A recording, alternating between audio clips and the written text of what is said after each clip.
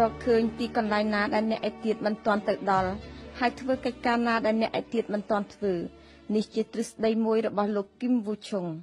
លោកគឹមវូឆុងជាអ្នកនិពន្ធសៀវភៅមួយមានចំណងជើងថាសហគ្រិនចំណានឬគ្រប់មាគ៌ាសុទ្ធតែក្រានមាសសៀវភៅនេះបានបកប្រែជាភាសាខ្មែរដោយលោកគឹមខូនីអតីតសាស្ត្រាចារ្យនៃមហាវិទ្យាល័យពាណិជ្ជសាស្ត្រនាទីក្រុងភ្នំពេញ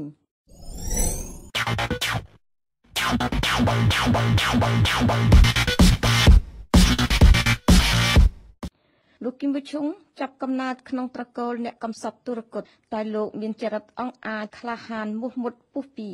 មានធម៌ពលខ្លាំងក្លានិងជាមនុស្សសកម្មក្នុងការងារទីបំផុតលោកក៏បានក្លាយទៅជាមហាសេដ្ឋីម្នាក់នៃប្រទេសកូរ៉េខាងត្បូងលោកគឹមវូឆុងជាប្រធានសហគ្រាស Devo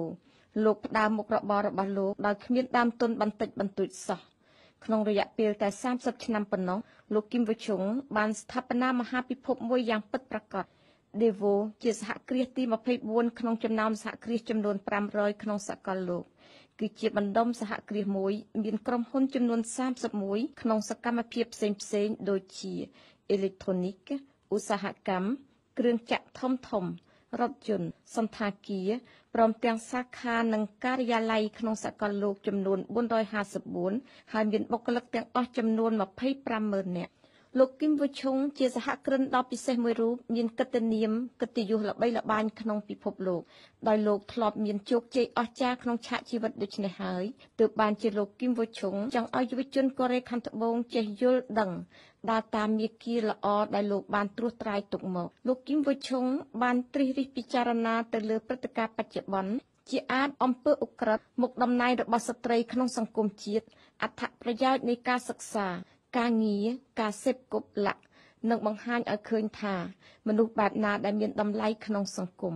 ក្នុងសៀវភៅសហគ្រិនចំណានលោកគឹមវូឆុងបានចំណាយពេលវេលារបស់លោកសរសេរកត់ត្រាទុកការពិសោធន៍ផ្ទាល់ខ្លួនដោយឥតកំណាញ់ដើម្បីរំលែកចែកជូនយុវជនកូរ៉េនិងយុវជនទាំងឡាយក្នុងសកលលោកទាំងមូលលោកគឹមវូឆុងយល់ឃើញថា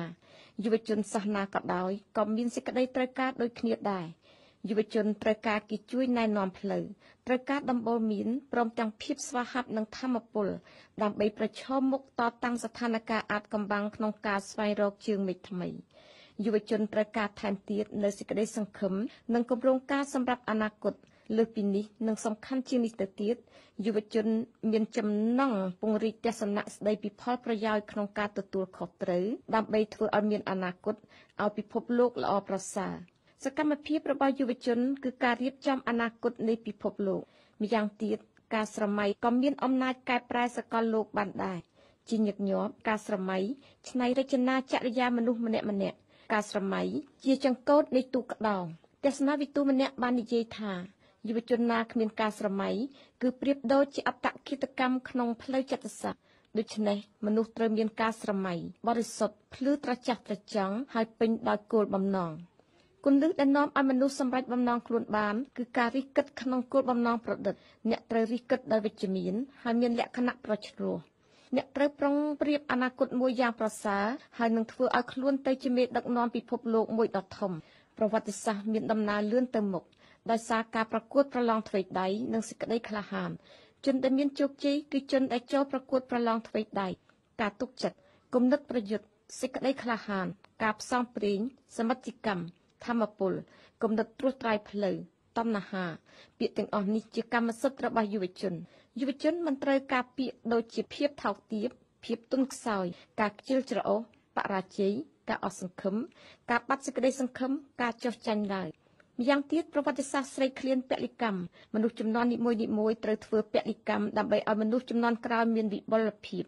អ្នកត្រូវចាត់ទុកនៃបេសកកម្មនិងពលិកម្មជាគោលការណ៍របស់អ្នកដើម្បីជួយមនុស្សជំនាន់ក្រោយឲ្យជួបវិបុលភាពនេះជាបណ្ដាំរបស់លោកគឹមវូឆុងមនុស្សទាំងអស់កើតឡើងដើម្បីរស់នៅជាមួយគ្នាមនុស្សពុំអាចរស់នៅដាច់ស្រយាលផ្ដាច់ខ្លួនតែឯងឡើយការគិតថាខ្លួនជាកំពូលលោកជាគំនិតអាក្រក់អ្នកមិនត្រូវគិតតែខ្លួនអ្នកនិងមានចិត្តលោភល្មោបគិតតែប្រយោជន៍ផ្ទាល់ខ្លួនឡើយអ្នកត្រូវគិតដល់សហគមន៍មុននឹងគិតដល់ខ្លួនអ្នកត្រូវតម្កល់ទុកផលប្រយោជន៍រួមមុនប្រយោជន៍ផ្ទាល់ខ្លួនទាំងអស់នេះជាបណ្ដាំរបស់លោកគឹមវូឆុង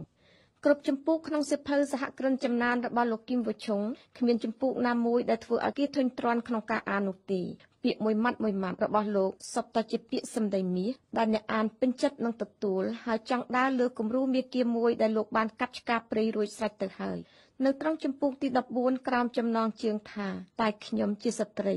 លោកគីមវូឆុងបានសរសេរថាអ្នកផងទាំងពួងតែនិយាយថាសង្គមជាតិបានផ្លាស់ប្ដូរទ្រង់ទ្រាយយ៉ាងច្រើនក៏ប៉ុន្តែគំនិតប្រឆាំងនឹងស្ត្រីភេទដោយគ្មានការពិចារណានៅតែមានឥទ្ធិពលយ៉ាងខ្លាំងសម្បើមក្នុងសង្គមកូរ៉េស្ត្រីដែលបានទទួលការអប់រំស្មើនឹងបុរសពុំអាចប្រើសមត្ថភាពរបស់ខ្លួនយ៉ាងពេញលេញឡើយបន្ទាប់ពីបានទទួលសញ្ញាបត្ររបស់ខ្លួនមកនេះជាការខាត់បងមួយយ៉ាងធំចំពោះបុគ្គលម្នាក់ផងនិងចំពោះប្រទេសជាតិផងមានហេតុជាច្រើនដែលបានធ្វើឲ្យមុខងាររបស់ស្ត្រីមានព្រំដែនហើយមានការរារាំងមិនឲ្យស្ត្រីបង្ហាញសមត្ថភាពរបស់ខ្លួនយ៉ាងពេញលេញហេតុទី1គឺអកប្បកិរិយាចាស់គំរិលហួសសម័យក្នុងសង្គមជាតិដែលបានចាត់ទុកបុរសជាមនុស្សធ្វើការក្រៅផ្ទះចំណែកឯស្ត្រីវិញជាមនុស្សធ្វើការក្នុងផ្ទះទំនៀមទម្លាប់កូរ៉េបានផ្ដល់មុខងារខាងក្នុងផ្ទះឲ្យស្ត្រីគឺមេផ្ទះអត្ថន័យនេះបានរាលដាលរហូតធ្វើឲ្យសង្គមជាតិកូរ៉េប្រមូលផ្ដុំលើបុរសហើយคล้ายទៅជាសង្គមមួយដែលប្រគល់អំណាចទាំងស្រុងទៅលើបិតាទុកកន្លែងយ៉ាងតូចបំផុតសម្រាប់ស្ត្រីក្នុងការចូលរួមសកម្មភាពនៃសង្គមជាតិព្រោះហេតុនេះហើយបានជាគោលការណ៍ទាំងនេះបានដាក់ព្រំដែនលើទីផ្សារនៃប្រទេសកូរ៉េរចនាសម្ព័ន្ធនៃសង្គមជាតិតាមប្រពៃណីដោយតម្កល់ទុកបិតាជាធំមិនមែនជាឧបសគ្គឡើយក្នុងការបញ្ចូលស្ត្រីទៅក្នុងសកម្មភាពនៃសង្គមជាតិលោកគីមវូឆុងបានកត់សម្គាល់ឃើញថាស្ត្រីមិនព្រមទទួលខុសត្រូវក្នុងសង្គមជាតិតាមរបៀបដូចគ្នានឹងបុរសទេលោកគីមវូឆុងនិយាយទៅកាន់នារីបច្ចុប្បន្នថានារីមានការទទួលខុសត្រូវស្មើនឹងបុរសចំពោះអនាគតប្រទេសជាតិនារីមិនត្រូវភ្លេចសោះថាអ្នកជាម្ចាស់វាសនារបស់អ្នកពាក្យដែលថាតែខ្លួនខ្ញុំជាស្ត្រីឬតើឲ្យស្ត្រីធ្វើដោយមធ្យោបាយយ៉ាងណាពាក្យទាំងនេះអាចជាហេតុធ្វើឲ្យគេយល់ថាអ្នកពុំបានស្វះស្វែងពិតប្រាកដរកលក្ខណៈស្មើនឹងបុរសទេលោកគីមវូឆុងបានស្នើទៅនារីជាតិសាសន៍លោកថាអ្នកត្រូវបន្តការងាររបស់អ្នកដើម្បីអភិវឌ្ឍផ្ទាល់ខ្លួនអ្នកមានស្ត្រីខ្លះមាននិន្នាការចង់បំភ្លេចចោលអ្វីៗដែលខ្លួនបានរៀនចេះបន្ទាប់ពីបានទទួលសញ្ញាបត្រភ្លាមស្ត្រីទាំងនោះដាក់ខ្លួនក្រោមចំណុះចៅហ្វាយថ្មីគឺប្តីរបស់នាងរួចនាងបំភ្លេចគុណសម្បត្តិរបស់នាងព្រមទាំងចំណេះវិជ្ជាទាំងប៉ុន្មានដែលនាងបានទទួលហេតុដូចម្តេចក៏អ្នកបំផ្លាញហើយបញ្ចុះតម្លៃខ្លួនអ្នកដូច្នេះនៅឯសហរដ្ឋអាមេរិកនិងនៅប្រទេសអាស៊ីផ្សេងៗទៀតមានស្ត្រីជាច្រើនមានមុខងារជានាយកអគ្គនាយកនិងប្រធានសហគ្រាសដោយសារបច្ចេកទេសក្នុងវិជ្ជាជីវៈនិងសមត្ថភាពធំទូលាយរបស់ខ្លួនស្ត្រីទាំងនោះមានឥទ្ធិពលយ៉ាងខ្លាំងទៅលើសង្គមជាតិស្ត្រីទាំងឡាយអ្នកត្រូវជាម្ចាស់វាសនារបស់អ្នកត្រូវបន្តបង្កើនធម៌ពលរបស់អ្នកនិងពង្រីកមនសិការរបស់អ្នកក្នុងវិស័យវិជ្ជាជីវៈនេះជាមធ្យោបាយយ៉ាងប្រសើរដើម្បីកែប្រែរូបមន្តដែលមានជាយូរអង្វែងមកហើយនិងមតិដែលប្រកាន់មុនស្រេចក្នុងសង្គមជនមួយដែលត្រួសត្រាយដោយមនុស្សប្រុស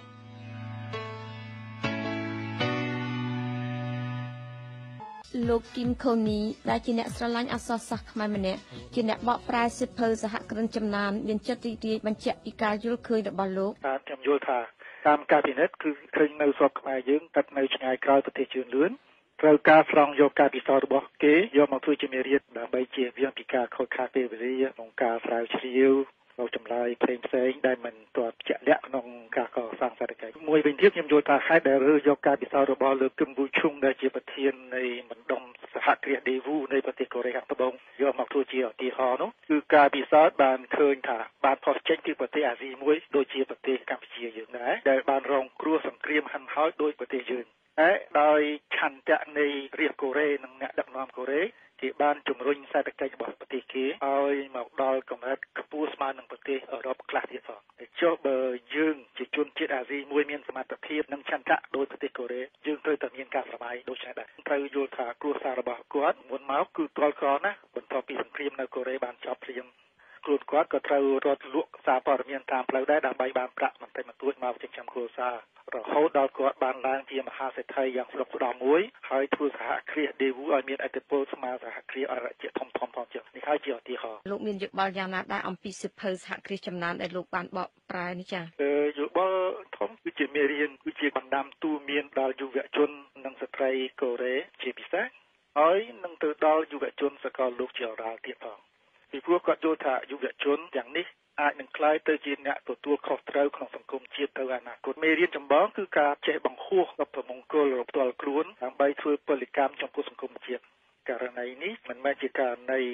តូចទេគឺជាករណីរបស់យុវជនដែលជាម្ចាស់វាសនាខ្លួនពីព្រោះគ្មានអ្នកឯណាមកអាចជំនួសយុវជនទាំងនោះឡើយលោកគឺវិជុំក៏បានគូបញ្ជាក់ថាចំពោះអ្នកដឹកនាំសង្គមជាតិវិញករណីគឺការយល់ច្បាស់អំពីបេសកកម្មនិងពលកម្មរបស់ខ្លួនចំពោះប្រទេសជាតិគាត់បានថ្លែងថាអំណាចពិតប្រាកដនិងកិត្តិនាមគឺការចេញមកពីការគោរពពីសំណាក់ប្រជាជាតិមិនមែនដោយការគេខ្លាចឡើយហើយមេដឹកនាំត្រូវមានគុណសម្បត្តិគ្រប់គ្រាន់ដើម្បីទទួលយកអំណាចនិងកិត្តិនាមនេះពីប្រជារាស្ត្រគឺពួកយុវជនវិញលោកបានបញ្ជាក់ថែមទៀតថាត្រូវមានការទុកចិត្តលើជនឯទៀតព្រមទាំងមានជំនឿនិងការព្រួយបារម្ភចំពោះអ្នកដទៃសុភមង្គលនឹងកើតឡើងនៅពេលណាយើងចាប់ផ្ដើមរស់សម្រាប់ជនឯទៀតហើយស្រឡាញ់រាប់អានជនទាំងនោះលោកជំនួយជុំគាត់និយាយថាយុវជនត្រូវមានគម្រោងការធំៗកុំខ្លាចបរាជ័យដោយត្រូវហ៊ានចូលប្រកួតប្រជែងអនាគតជាកម្មសិទ្ធិរបស់យុវជនយើងត្រូវមានការស្រមៃគ្រប់គ្នាហើយចែកការស្រមៃនោះជាមួយជនដទៃទៀតផងឧទាហរណ៍មួយទៀតដែលលោកគឹមវិឈុងចង់បង្ហាញឲ្យយើងដឹងគឺថាបើសិនជាអ្នកចង់ទៅជាអ្នកកោត្រឬជាមេធាវីនោះអ្នកត្រូវនឹកស្រមៃថាអ្នកជាអ្នកកោត្រឬជាមេធាវីនេះឯងលោកគឹមវិឈុងនិទានរឿងផ្ទាល់ខ្លួនរបស់លោកឲ្យយើងដឹងទៀតថាកាលលោកនៅវ័យក្មេងលោកចង់ធ្វើជាអ្នកប្រកបមុខរបររកស៊ីម្នាក់យ៉ាងស្ដុកស្ដំទោះបីក្នុងជំនាន់នោះគំនិតលោកនៅស្រពេចស្រពិលនៅឡើយតែលោកមិនដែលបោះបង់ចោលការស្រមៃឡើយលោកចង់ធ្វើជាអ្នករកស៊ីពិសេសដាច់ឡែកដែលអាចផ្ដល់វិភាគទានមួយយ៉ាងសំខាន់ដល់វិបុលភាពនិងអភិវឌ្ឍនភាពដល់ប្រទេសជាតិលោកមានការទុកចិត្តជានិច្ចទៅលើគម្រោងការរបស់លោកបេតាលោកតែងបាននិយាយលើកទឹកចិត្តលោកដោយបញ្ជាក់ប្រាប់លោកថាលោកនឹងទៅជាសហគ្រិនឧត្តមម្នាក់ចាប់ពីគ្រានោះមកលោកតែងស្រមៃឃើញដូច្នេះមែនលោកបានពោលចំពោះខ្លួនឯងថាខ្ញុំចង់ទៅជាសហគ្រិនម្នាក់ខ្ញុំនឹងទៅជាសហគ្រិនម្នាក់ខ្ញុំទៅជាសហគ្រិនម្នាក់សភាពពិតប្រាកដក្នុងចិត្តលោកបានផ្ដល់សេចក្តីទុកចិត្តយ៉ាងមាំឲ្យលោកគឹមវិឈុងដឹងថាលោកអាចនឹងទទួលជោគជ័យគ្រប់សកម្មភាពដែលលោកត្រូវបំពេញការទុកចិត្តយ៉ាងប្រហើននេះជាអាវុធតែមួយរបស់លោកទទួលស្គាល់ថានេះជាអាវុធយ៉ាងពូកែនិងយ៉ាងស័ក្តិសិទ្ធិដែលលោកអាចមានក្នុងគ្រានេះជីវិតបើកទ្វារចំពោះជនណាដែលមានគំនិតប្រកបនិយមជនណាដែលមានការទុកចិត្តនិងជំនឿជនណាដែលជំនះឆាកជីវិតយ៉ាងស្វាហាប់